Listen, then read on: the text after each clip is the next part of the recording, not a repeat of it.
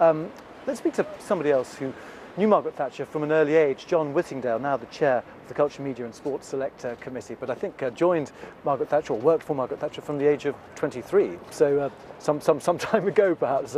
But how did you think today's service went in terms of the tone and the way the nation responded to it? I mean, many thousands of people out on the streets and not that many protesters, certainly not here in London. I thought it was an entirely appropriate occasion.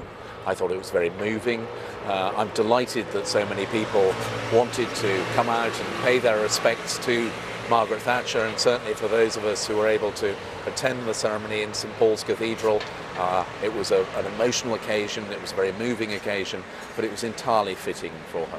Did you get a sense, though, of the real Margaret Thatcher coming through? The address by Richard Charters, the Bishop of London, obviously Mark and Carol Thatcher there with Mark's children as well. Did you get a sense that we got to the bottom of what really was or made Margaret Thatcher tick? Well, I thought it was a very good address by the Bishop. He's somebody who did know her and therefore was able to speak from personal knowledge. And for instance, he talked about the personal kindnesses that she showed. He told a lovely story about a 9-year-old boy who'd written her a letter asking whether she ever had done a bad thing, and how she had replied at great length in her own hand. That was something which I saw, because when I worked for her, she did used to take enormous trouble over small things like that, and that was all too typical of the person. I thought the Bishop actually gave a terrific address. It was entirely right. Lord Archer talked about her humanity, especially for people who are in difficult personal situations. Did you see that humanity when you were working for her? Because she could be tough as well, couldn't she? She could be very tough. I was her political secretary in Number 10.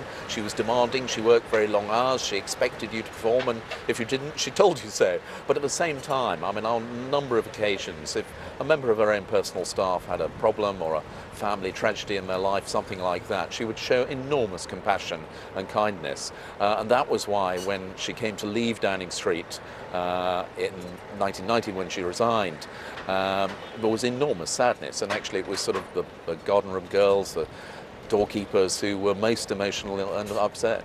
All right. John Whittingdale, thank you very much indeed.